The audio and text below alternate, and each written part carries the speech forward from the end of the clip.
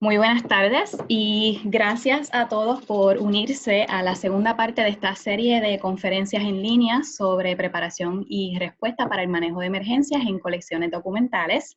Soy Hilda Teresa Ayala González, parte de la Junta Directiva de la Red de Archivos de Puerto Rico y en esta tarde seré su moderadora. Este esfuerzo llega a ustedes gracias al auspicio del Archivist Roundtable of Metropolitan New York y el capítulo de Nueva York del Art Library Society of North America, quienes se unieron a la Red de Archivos de Puerto Rico con el fin de apoyar el proceso de recuperación de las instituciones culturales en Puerto Rico tras el impacto del huracán María en septiembre de 2017. Esta serie de conferencias se estarán llevando a cabo todos los miércoles de 2 a 3 de la tarde, hora de Puerto Rico, durante los meses de junio, julio y agosto. Al culminar cada webinar, se le compartirá el enlace de la conferencia siguiente para que se puedan registrar. Antes de comenzar, quiero compartir con ustedes alguna información de interés para aprovechar al máximo esta oportunidad. Voy a compartir con ustedes a través del chat el enlace para que puedan acceder a la presentación y a los materiales de la actividad del día de hoy. Los participantes no van a tener acceso a los micrófonos ni al video durante la conferencia, pero se les exhorta a colocar sus preguntas en la sección de Q&As o en el chat que se encuentra en el menú inferior de su pantalla. También pueden enviarnos las preguntas directamente a los panelistas o pueden seleccionar compartirlas con todos los participantes.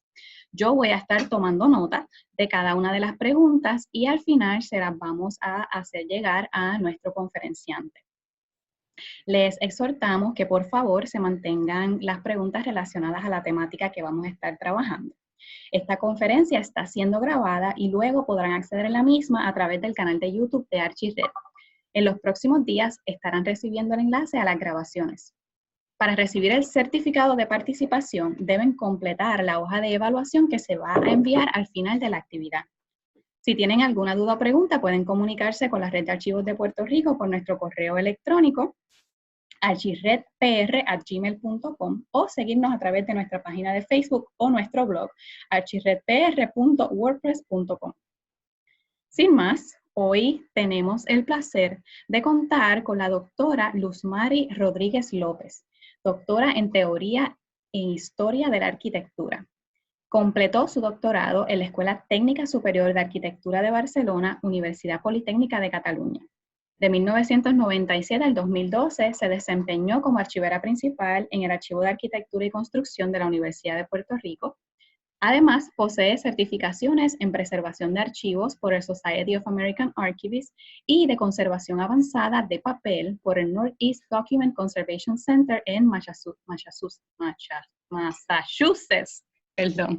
Ha servido como secretaria y presidenta de la Red de Archivos de Puerto Rico y como contacto para la región del Caribe del Society of American Archivists. También ha dictado múltiples conferencias y talleres sobre archivística y ha colaborado con varios ensayos en las publicaciones que coordina ArchiRed. La doctora Rodríguez continuará esta serie hablando un poco sobre la importancia de la planificación para la preservación y las tareas de mayor impacto para la prevención y preparación para emergencias. Les recuerdo que si tienen preguntas pueden colocarlas en el chat. Bienvenida, Luzmari.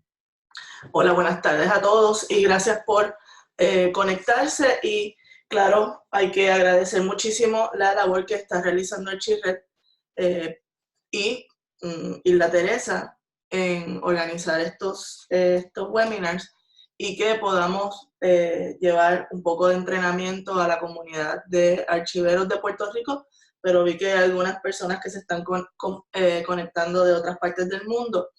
Y queremos eso, ¿verdad? Tener más lazos de colaboración para que nuestras colecciones pues se preserven.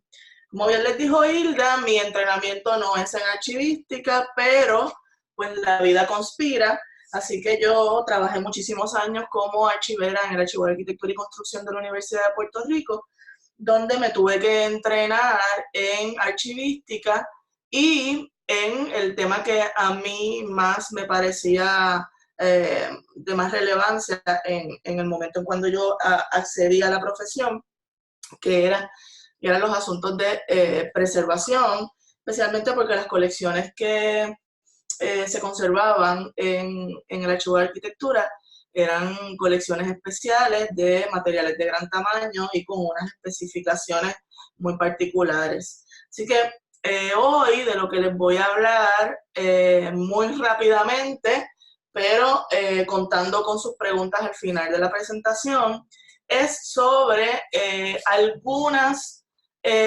nociones de la planificación para la preservación de documentos en papel en archivos o colecciones especiales, tomando en cuenta que el proceso de preservación no es espontáneo, no es arbitrario y que los proyectos que realizamos o las estrategias que queremos atender dentro de nuestros archivos tienen que estar esgrimidas, diseñadas para las necesidades específicas de los documentos que se encuentran en cada una de nuestras colecciones. Y por eso tenemos que hacer unos esfuerzos por establecer unos parámetros planificados, teniendo en cuenta, ¿verdad?, que todas esas estrategias y todo ese proceso va acompañado de unos manuales que se van redactando para que el personal también tenga acceso a las estrategias o los proyectos de preservación que se realizan en cada una de las instituciones. Así que la planificación para preservación o preservation planning en inglés agrupa varios procesos que lo que buscan es identificar las necesidades de preservación en los archivos, en los museos, en las bibliotecas que tienen colecciones especiales, para preservar esos fondos y colecciones. Además, determinar cuáles son las acciones que tendrán mayor impacto y que serán más coherentes, eficientes y costo efectivas dentro de nuestras instituciones para establecer una agenda de preservación a largo plazo, y también decidir cuáles son las estrategias que se van a llevar a cabo, pero más importante aún, cuáles son las que vamos a descartar para que los recursos disponibles se utilicen de un modo adecuado.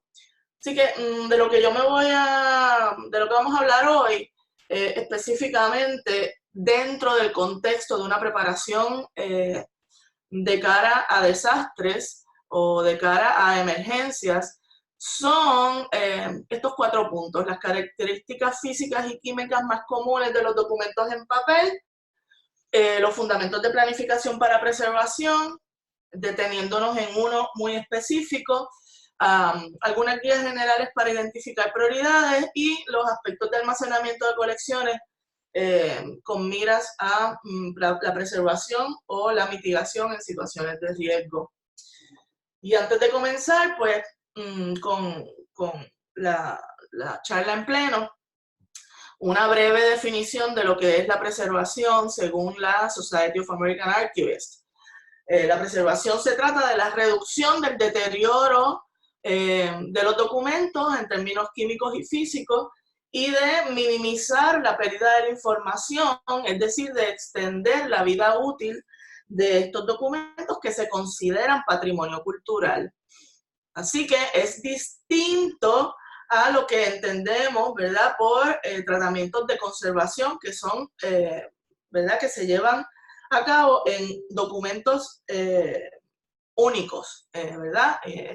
Así que antes de empezar, tengo que recalcar que no podemos realizar trabajo archivístico de ninguna índole, pero de preservación particularmente, si no tenemos establecido cuál es la misión de nuestra institución. Así que antes de comenzar un plan de preservación, si en su institución no existe una misión redactada, redacten su misión.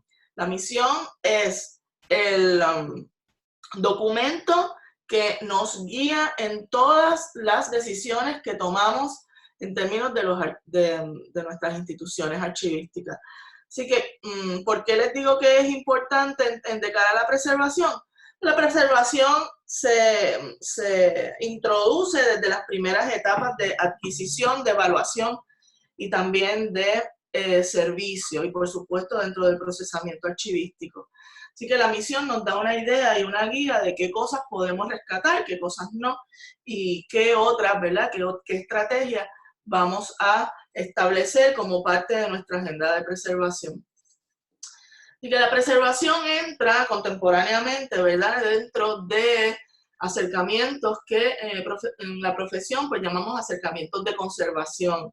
Y hay dos tipos de acercamientos. El que vamos a tocar hoy tiene que ver con la prevención. El acercamiento preventivo se trata de esa definición que acabo de indicarles, de disminuir o reducir, de disminuir el daño o de reducir la velocidad del deterioro en los documentos. Por el contrario, cuando es remediativa, los tratamientos que les llamamos a veces mal llamados de restauración, se enfocan en corregir deterioro de piezas específicas, ¿verdad? No de una gran cantidad de documentos, y es muy costoso por lo que se realiza en documentos u objetos que han sido seleccionados y por, ¿verdad?, unas necesidades particulares como puede ser la exhibición o cuando se tratan de documentos de gran valor. Así que algunas de las cosas que nos podemos encontrar dentro de los archivos cuando estamos hablando de preservación, las tenemos en estas imágenes, ¿verdad? Cosas como hongos, cosas como en la imagen del centro abajo, un álbum de fotografías, donde la imagen está adherida con pegamento en un papel sumamente acídico, o en la imagen de la derecha abajo, donde vemos documentos dentro de otros documentos, ¿verdad? Y donde ha ocurrido pues un proceso de migración acídica. Así que todas estas cosas son las que tratamos de atender cuando estamos hablando de la preservación en los archivos. Así que nos vamos a concentrar en el tema de papel porque es la mayor cantidad de material, ¿verdad?, que recibimos o que tenemos en nuestros archivos contemporáneamente, ¿verdad? Eso no quiere decir que en un futuro esto sea así. Yo no creo que el papel o los documentos en papel vayan a desaparecer del todo, pero sí sabemos que en la actualidad pues hay documentos que no se crean en papel, ¿verdad? Se crean electrónicamente y esas son otras consideraciones de preservación. Pero bueno, vamos a detener en el papel como prioridad. Entonces, como ustedes ya sabrán, pues la fabricación de papel se origina en China antes del año 200 a.C. El papel, como ustedes saben, se elaboraba a mano a través de, utilizando materia prima vegetal. Y aquí, pues, Hilda les va a dar el enlace de un video sobre fabricación tradicional de papel a mano. También en el siglo XV comienza la fabricación de papel en Europa, esta vez utilizando como materia prima algodón y lino.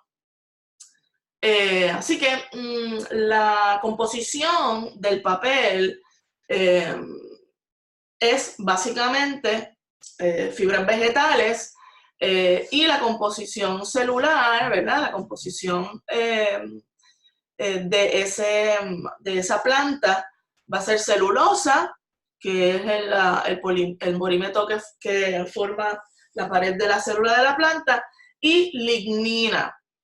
Lignina es lo que le da la estabilidad a la planta, la rigidez a la planta, lo que la hace crunchy, vamos.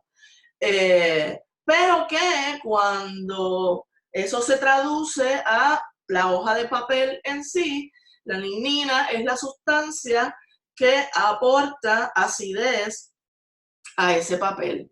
Así que es una de las sustancias que va a acelerar el deterioro del papel. Pero no es solamente la lignina el componente, uno de los componentes dañinos. Sabemos también que procesos de industrialización en la fabricación del papel también aportan a la fragilidad del mismo. Por ejemplo, en 1680 se inventa el macerador Hollander, que es una máquina que se utilizaba para empezar a romper la fibra de las plantas que se utilizaban para preparar la pulpa de la que eventualmente se iba a fabricar la hoja de papel. Y eso hacía que se rompieran los enlaces moleculares, se hacían más pequeños que cuando ese proceso se hacía a mano, y por lo tanto esos papeles tienden a ser muchísimo más frágiles. Así que papeles del siglo XVIII, siglo XIX en adelante, papeles que han sido producidos por procesos industriales, tienden a ser muchísimo más frágiles que papeles que se produjeron anterior a esos siglos. Además de los aditivos que se le añadían al papel para hacerlo más blanco, el papel no es blanco, hay que añadirle, ¿verdad? En un momento dado se le añadía cloro para blanquearlo y otros aditivos para fortalecer las fibras del papel también aportan a su deterioro. Por ejemplo, los periódicos, que son, digamos que típicamente el producto del siglo XIX, el papel que se producía por no solo medios industriales, sino que también no se fabricaba para que durara mucho tiempo. Los periódicos se suponía que uno los leyera y los botara. Pero hoy los conservamos, ¿verdad? Como material histórico. Que los periódicos son típicamente un material que en nuestros archivos nos trae problemas, por el soporte, evidentemente, porque es sumamente acídico, porque además el proceso industrial de producción hace que esos enlaces moleculares sean más frágiles y por lo tanto nos encontramos cosas como esta cuando llegan a nuestros archivos. Amarillamiento, oscurecimiento por la lignina y también fragilidad, especialmente en los bordes, por el contenido de lignina y los procesos químicos de acidificación. La acidez en el papel, que es una de las cosas que produce la lignina y otros aditivos en la producción o en la fabricación del mismo, causa que el papel pierda fortaleza debido a un proceso que se llama hidrólisis, donde por ese proceso las cadenas de los polímeros se empiezan a romper y por eso también es que vemos que el papel se fragiliza, se convierte como en galletita y se empieza a casi desintegrar. Así que todo esto son cosas que nos causan problemas, ¿verdad? En nuestras colecciones. Pero no solamente lo que llamamos los soportes, ¿verdad? Sino también los medios. Es decir, las tintas en las que se han utilizado para plasmar la información. Una de las más problemáticas, por ejemplo, es la tinta ferrogálica, que es una tinta vegetal que contiene hierro y que por lo tanto, debido al contenido de hierro, tiende a corroerse, lo cual, ¿verdad? Como está en contacto directo con el soporte, pues lo va a debilitar y por eso vemos cosas como lo que está apareciendo en su pantalla, es que eventualmente vamos a tener pérdidas en ese soporte. Así que la planificación estratégica va a atender esencialmente estos 5 puntos. Nosotros nos vamos a detener en el número 2, en el establecimiento de prioridades, sabiendo que parte de ese proceso va a ser la identificación de problemas y formular las metas y los objetivos que queremos alcanzar en términos de nuestras colecciones. Vamos a esbozar las estrategias específicas o las actividades de preservación que se van a realizar en nuestros documentos. Tiene que haber un proceso de implantación, organización de los recursos, tanto humanos como fiscales, ¿verdad? Y la evaluación y el análisis de los resultados de esas estrategias para poder hacer ajustes en nuestro proceso. Pero como les dije, la pregunta que mayormente me hacen cuando doy talleres como estos es cómo vamos a escoger qué colecciones y qué hacer y cuándo, etcétera. Así que por eso es que me voy a detener hoy en el establecimiento de prioridades. Las prioridades de preservación, a grandes rasgos, ¿verdad? Y en términos generales, se determinan con más o menos esta fórmula. La condición de los documentos, los recursos disponibles, tanto humanos como económicos, el valor de los documentos o el valor de las colecciones y el uso de los documentos, el uso proyectado de los documentos. ¿Cuánta gente nos lo va a pedir o cuántas veces se va a exponer el documento? Y con eso, pues debemos determinar las prioridades de preservación. Esas consideraciones para el establecimiento de prioridades se basan en una serie de variables. La primera es el riesgo en que se encuentran las colecciones a partir de los factores de deterioro y factores de deterioro que pueden estar introduciéndose a partir de la propia infraestructura o el edificio donde está ubicado el archivo y sus alrededores, y la condición de las colecciones ya en sí.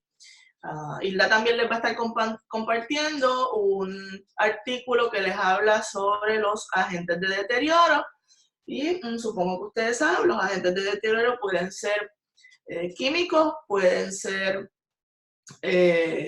también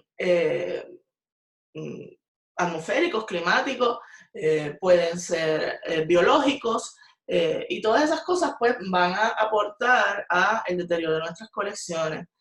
El valor de las colecciones, es decir, por qué las vamos a conservar en su estado original, por qué vamos a mantener el documento y no hacer una reproducción o un facsímil del mismo, pues eso se decide a través de una serie de factores de valor. Hilda también les va a estar compartiendo un enlace que les habla sobre cómo se adjudica el valor a las colecciones. Y bueno, la edad es uno, ¿verdad? Pero no es el único. Así que nosotros establecemos el valor de las colecciones. Primero que nada, temperado a la misión institucional, es decir, que si usted es un archivo de arquitectura, pues no va a adquirir documentos que no tengan que ver con arquitectura. Eso es un establecimiento de valor, especialmente en el momento de adquisición. El valor como evidencia que tiene el documento, en cuyo caso, cuando el valor es evidencial únicamente, no tenemos que conservar el documento físico, se pueden hacer reproducciones, pero cuando el valor del documento es intrínseco, ya es el valor del documento físico en sí, entonces sí, la preservación es muy importante, ¿verdad? Porque nuestro interés es mantener ese documento en óptimas condiciones y detener a lo más que podamos, ¿verdad? O reducir el deterioro del mismo. El otro sería la viabilidad o la posibilidad de realizar las estrategias de preservación que se recomiendan, y eso va a depender de las políticas institucionales, de la administración y de los recursos humanos y de presupuesto, y por supuesto el tiempo para la implantación de estrategias o la ejecución de actividades. Es decir, que si nosotros tenemos unas estrategias súper bien estructuradas, pero no tenemos el tiempo para implementarla, los recursos fiscales para implementarla, pues no hacemos nada. Tendríamos que volver a la mesa de dibujo, como le decimos, y volver a pensar en qué otras estrategias podemos establecer. Así que hay varias guías para establecimiento de prioridades. Una básica es la que sugiere Marilyn Riesenhaler en su libro Preserving Archives, que todavía es un recurso fundamental cuando estamos hablando de preservación en archivos. Y Marilyn establece estas tres variables: el valor, según lo que les acabo de comentar, el valor intrínseco, el valor evidencial, el valor intelectual de la colección, la condición del documento o de las colecciones en sí, y el uso. Así que si usted tiene documentos de gran valor en condiciones malas a pobres, que los historiadores o los usuarios le piden frecuentemente, pues eso quiere decir que usted va a tener que atender esa colección o esos documentos de manera prioritaria. Esto es una manera de decidir qué colecciones vamos a atender primero y cuáles podemos esperar. Es una matriz que nos ayuda a establecer el orden en que le vamos a dar prioridad a nuestras colecciones en términos de preservación. Otra matriz es la que ha desarrollado el California Preservation Program, o CALIPUR, como se le conoce, que es un programa que acoge a varias bibliotecas, archivos y museos del estado de California. Y las variables de la matriz de CALIPUR se basan en el manejo de los documentos contra el almacenaje. Eso nos va a dar cuán expuesto a deterioro están esos materiales. Luego, la exposición contra la condición nos va a indicar el nivel de riesgo, y luego el riesgo contra el valor de esas colecciones nos va a dar la prioridad de preservación. La matriz son 3 matrices y quedan más o menos así. Si usted tiene documentos o colecciones donde se manejan frecuentemente y su almacenaje es pobre, es decir, no están guardados en cajas adecuadas, por ejemplo, o son documentos de gran tamaño que están doblados y guardados en cartapacios, por ejemplo, esa exposición es alta, es decir, están expuestos a riesgo de deterioro, y esa exposición va a ser alta, y eso quiere decir que esto es una de las cosas que nos lleva a la segunda matriz. Si además de estar en una exposición alta, ese documento tiene una condición mala, es decir, tiene rasgaduras, faltantes, fragilidad,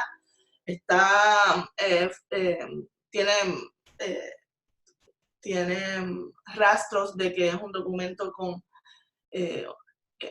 una acidez alta, por ejemplo, y está en una exposición alta, pues está en un riesgo alto de que se deteriore más rápidamente.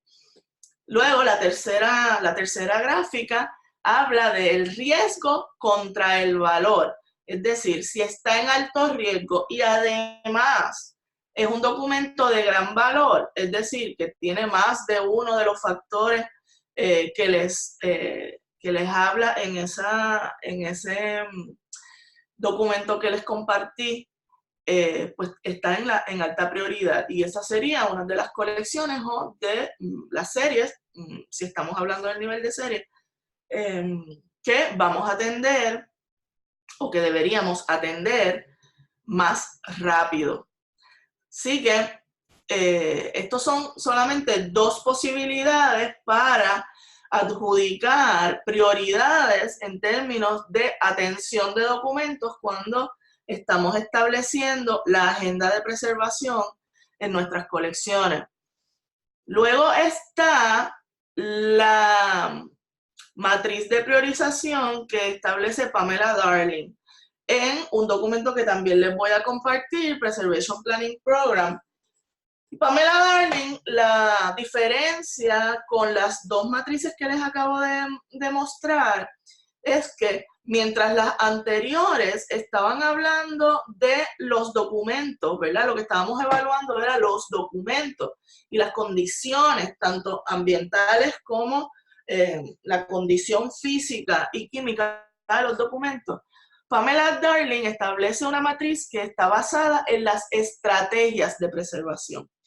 Así que mi recomendación es que una vez usted establezca prioridades utilizando ya sea la matriz de CALIPUR o la matriz de Merrill-Riesenhaler, entonces podemos establecer prioridades a partir de las estrategias que nosotros estemos recomendando.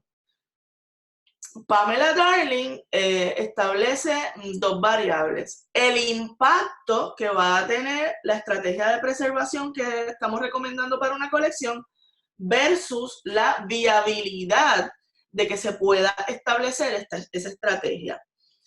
Eso quiere decir que en términos de preservación, nosotros deberíamos estar buscando que nuestras estrategias tengan el mayor impacto en nuestras colecciones. Es decir, que una estrategia atienda a la mayor cantidad de documentos.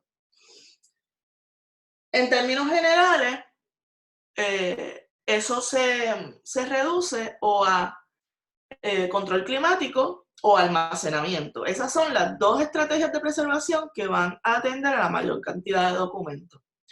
Así que si usted tiene una estrategia, por ejemplo, que es que usted va a establecer una política de realmacenamiento, porque las cajas o las guardas ya están deterioradas. Eso es una estrategia de alto impacto. Ahora, si usted no tiene el presupuesto para comprar ese material, si usted no tiene el presupuesto para comprar las cajas, pues entonces la viabilidad es baja. Por lo tanto, impacto alto, pero baja viabilidad lo pone en una prioridad 3. Ahora bien, si usted está haciendo una estrategia de alto impacto, digamos que otra vez un proyecto de rehousing, y usted tiene viabilidad alta, es decir, tiene el personal para hacer ese rehousing y tiene el presupuesto para comprar las cajas, pues entonces esa estrategia tiene una alta prioridad y por lo tanto, después de haber evaluado contra las matrices anteriores, pues podemos decir que eso es algo que podemos atender de inmediato o dentro del corto plazo, digamos. Como les dije, el control climático y el almacenaje pues son dos de las estrategias que tienen mayor impacto en nuestras colecciones.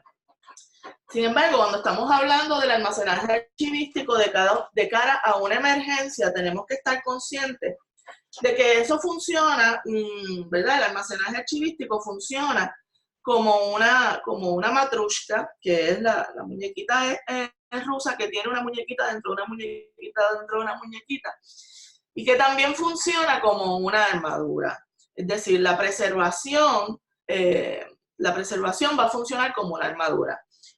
Me explico. Una armadura parece que es un ente único, ¿verdad? Pero si nos vamos a esta imagen que les estoy mostrando a la derecha, la armadura está compuesta de múltiples elementos que cuando funcionan juntos protegen al caballero que la está llevando. Y así es como nosotros tenemos que ver los tratamientos de preservación.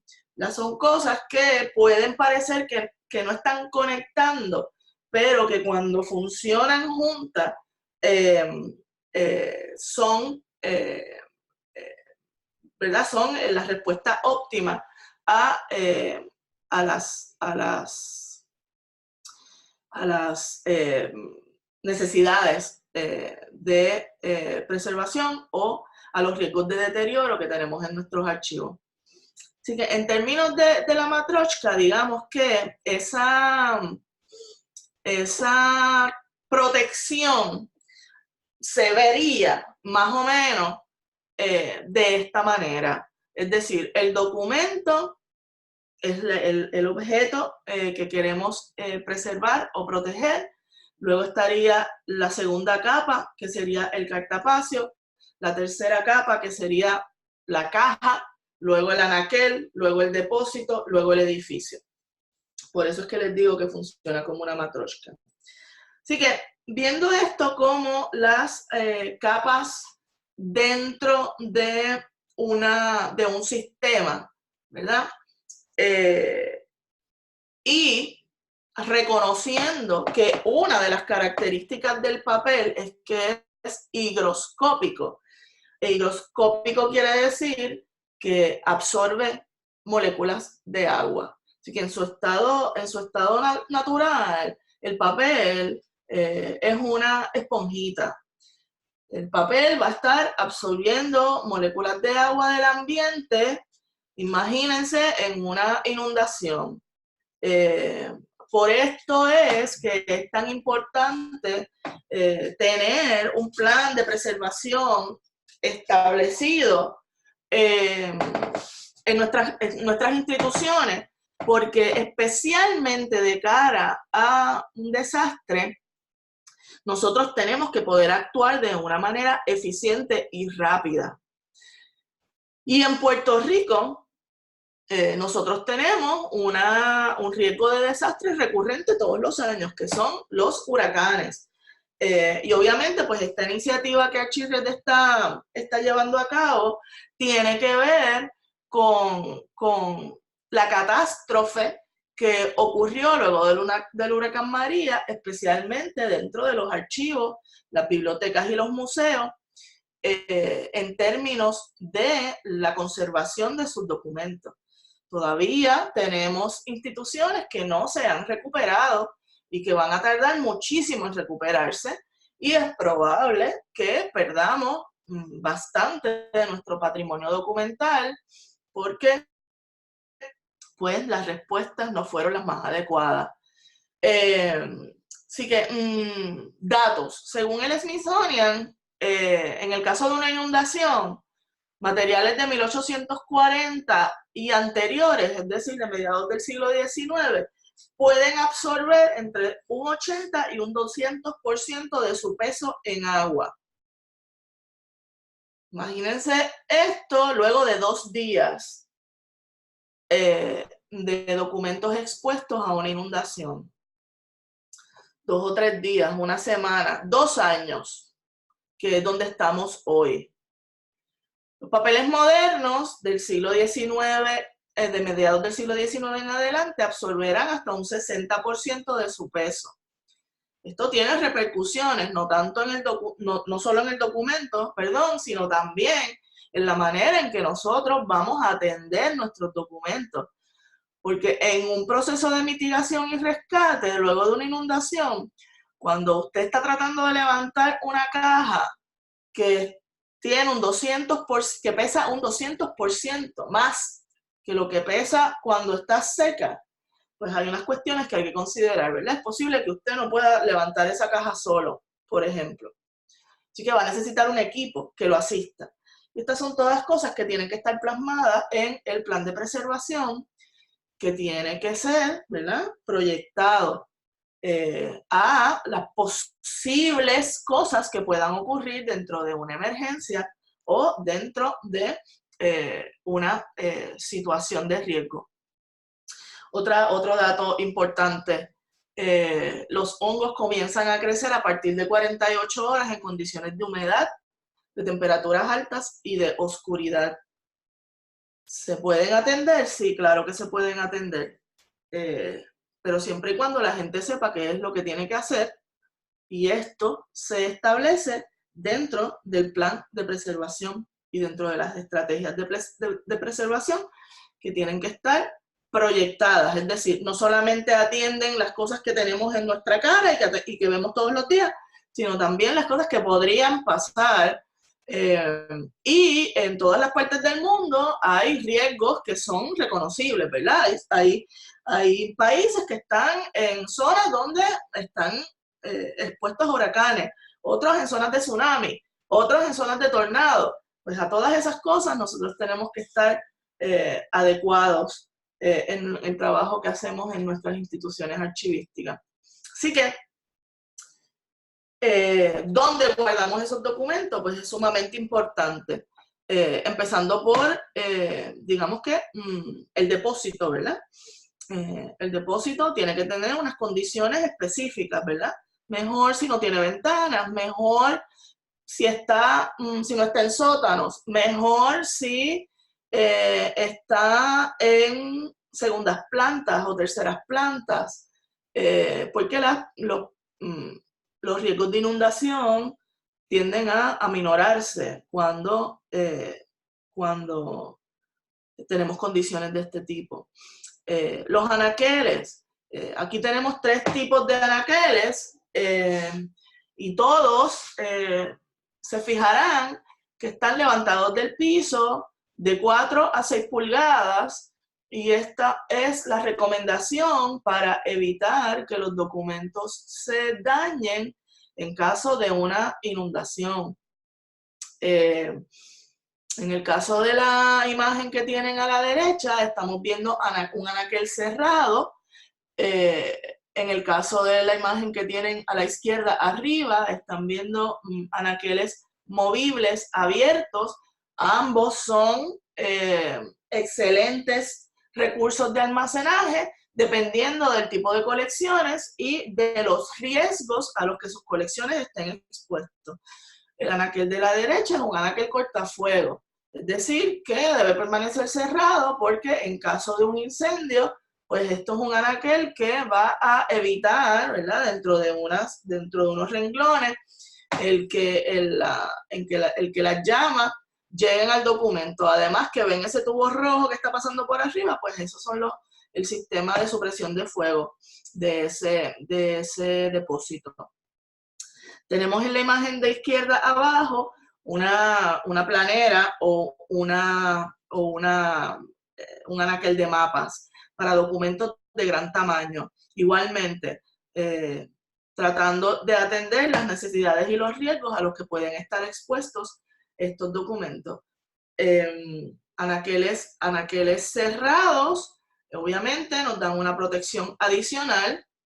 Los anaqueles abiertos, entonces, los documentos tienen que estar ubicados en contenedores, en cajas, en guardas, debidamente seleccionadas con las especificaciones adecuadas. Una caja de cartón, en el caso de una inundación, si no está, ¿verdad? Si no está en un tiempo prolongado expuesta a las condiciones de riesgo y al agua, pueden absorber parte del agua y que no llegue al documento. Sí se ha establecido un patrón de mitigación eficiente. Así que la mayoría de los archivos recomiendan utilizar cajas de cartón como una de esas capas de protección. Por supuesto, los documentos aquí dentro van a estar en cartapacios o en guardas, que son otras de las capas protectoras, pero las cajas son un buen recurso cuando estamos hablando de documentos que pueden estar expuestos a riesgos como inundaciones potenciales o exposición a agua. Los materiales archivísticos tienen unos estándares que debemos seguir y una de las instituciones que se encarga de establecer los estándares para un sinnúmero de cosas, pero de material archivístico también, es la International Organization for Standardization, que en su circular ISO 16245 del 2009 establece las especificaciones para cajas y cartapacios que se construyen o que se fabrican de material celuloso o de celulosa, para uso prolongado de almacenamiento de documentos en papel. Es decir, la ISO 16245 es el estándar que debemos seguir cuando estemos identificando o escogiendo qué tipo de cajas vamos a utilizar para nuestras colecciones. Así que ese estándar se puede comprar, ellos tienen una página de internet, lo pueden comprar y estos son los estándares que en la mayoría de los casos pues debemos seguir cuando estamos comprando material. Es decir, que cuando usted esté llamando o trabajando con su departamento de compras, pues usted debe decirle las especificaciones que deben tener las cajas. Y esto, entonces, a la compañía o al suplidor que se le compre, pues ellos tienen que ser capaces de decir si el material que ellos están vendiendo, pues cumple con esas especificaciones. Otra de los estándares que es importante es el ISO 535 del 2014, que es un estándar que establece cómo se determina la absorción de agua. Así que no lo tienen que comprar, pero simplemente se los traigo porque cuando estamos comprando materiales, pues queremos asegurarnos que se haya realizado la prueba COBS en ese material, que es la que establece cuánto puede absorber en términos de gramos por metro cuadrado en 120 segundos un material, una caja, por ejemplo. Así que dentro de las especificaciones y estándares internacionales, pues archivos nacionales como el National Archives and Records Administration de los Estados Unidos tiene también unos documentos que nos pueden ayudar a identificar cuáles son los materiales óptimos para almacenar nuestros documentos.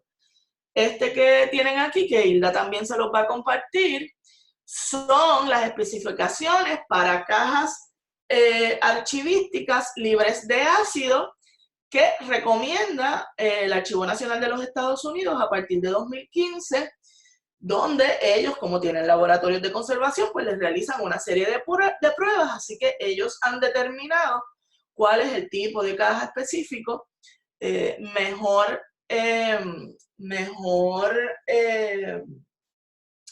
que tiene las mejores especificaciones para atender el almacenamiento de documentos archivísticos.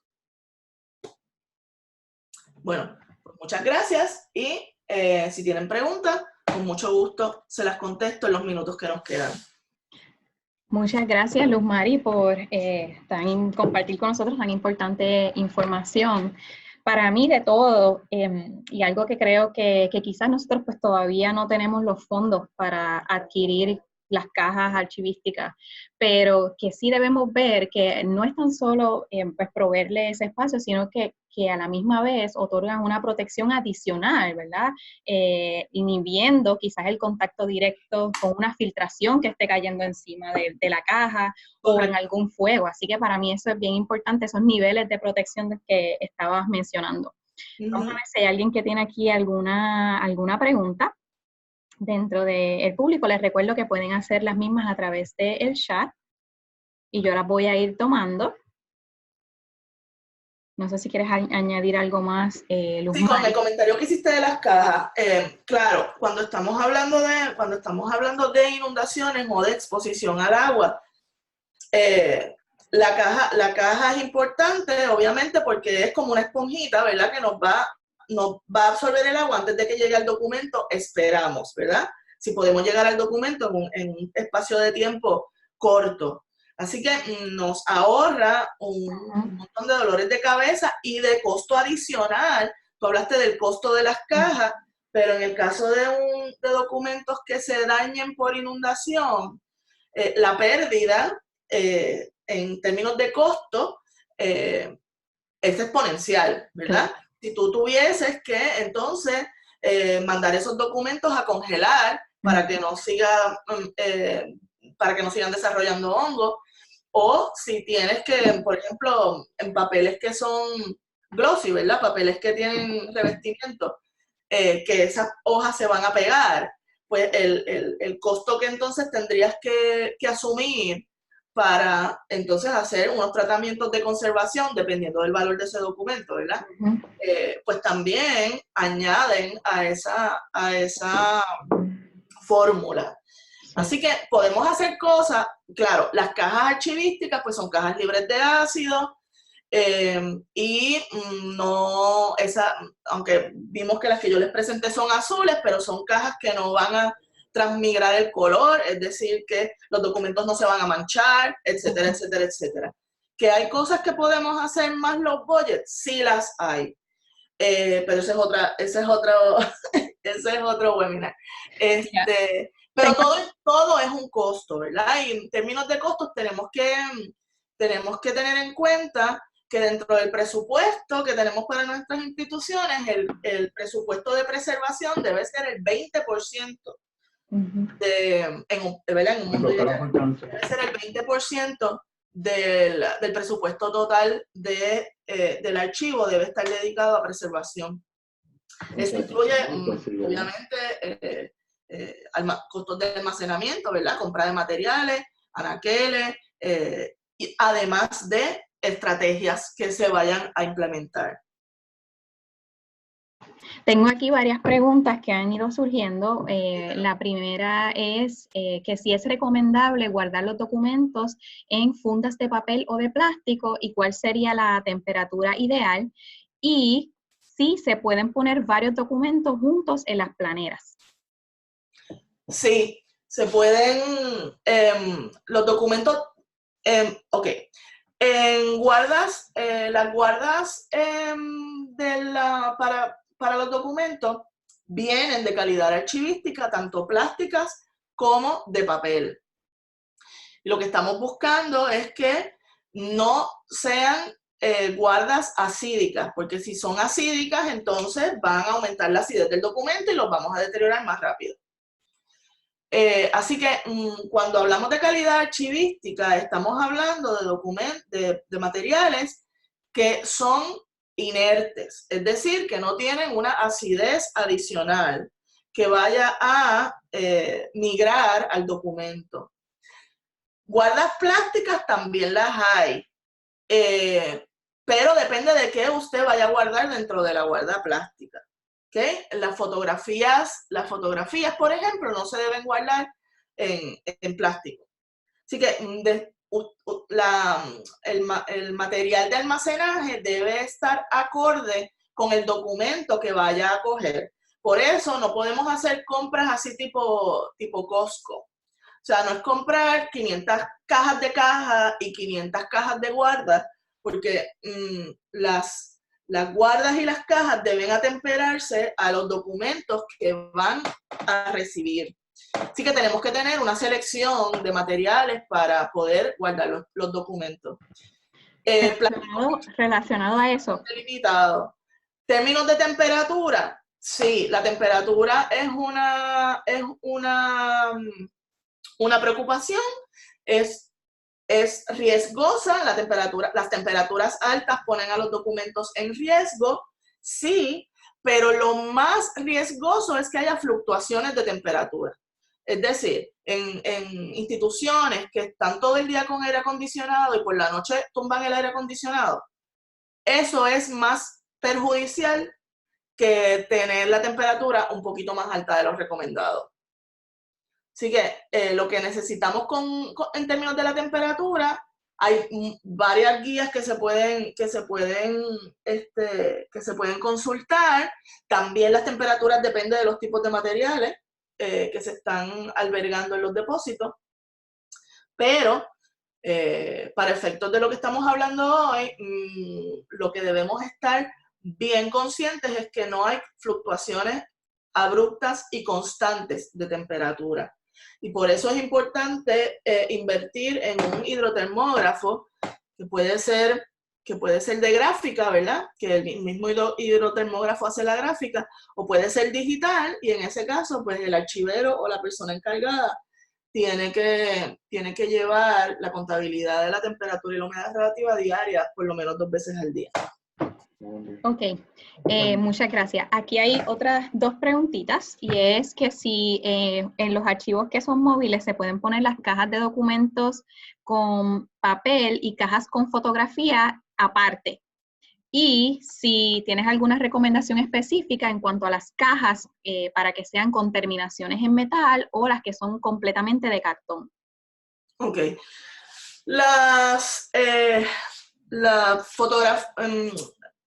Almacenar fotografías y documentos juntos, mucha gente los segrega porque la composición química de la fotografía puede podría perjudicar a otro tipo de documento.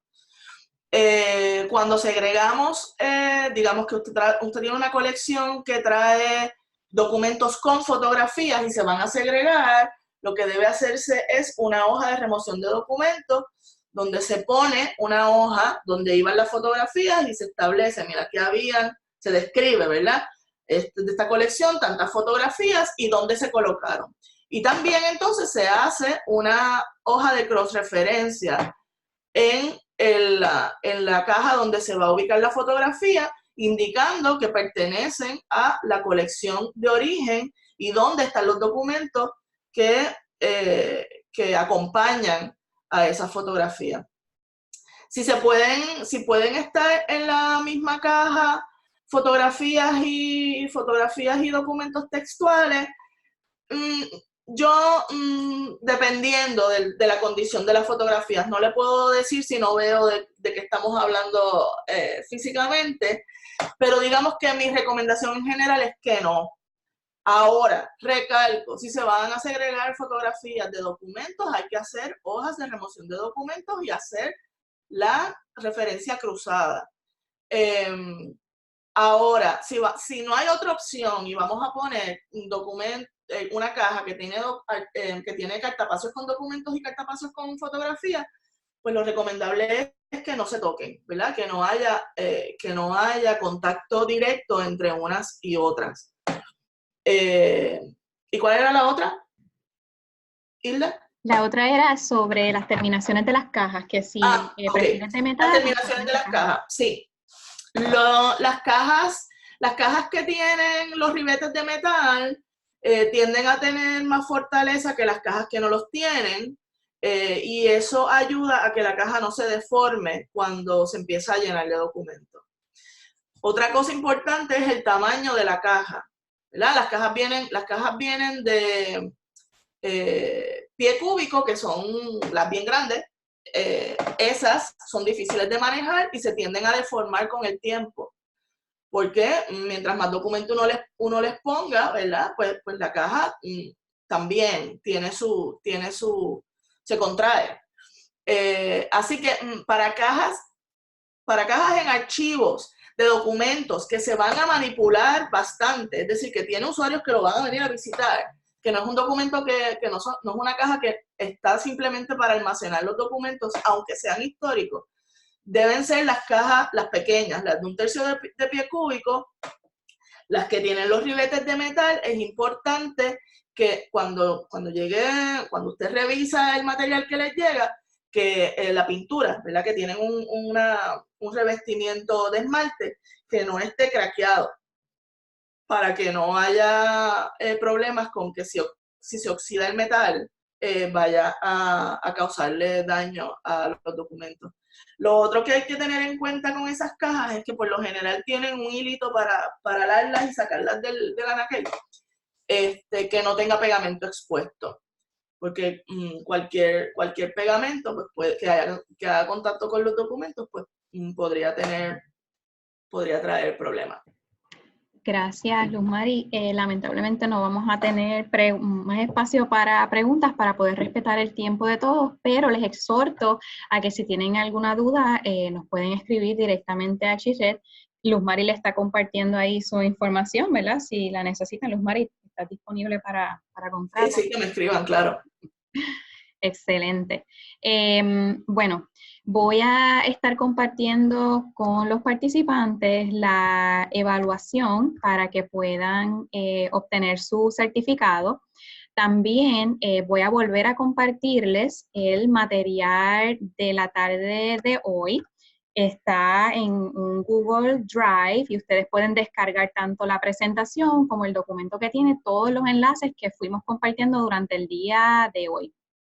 Quiero además aprovechar esta oportunidad para invitarlos a registrarse en la tercera conferencia de esta serie, que se titula Introducción a Manejo de Emergencias, por Gretchen Ruiz, quien es especialista en instituciones culturales y organizaciones de arte bajo FEMA en Puerto Rico.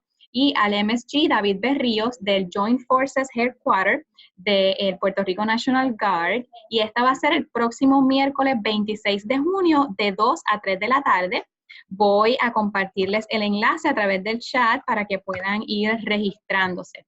Les recuerdo que les va a llegar mañana o en los próximos días a su correo electrónico copia de el enlace para que puedan acceder a la grabación y a los materiales del día de hoy.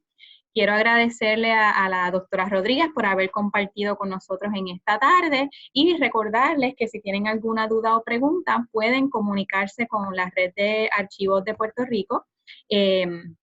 Así que les estoy compartiendo los enlaces y esto sería todo por la tarde de hoy. Gracias a todos por darse cita y nos veremos entonces la próxima semana.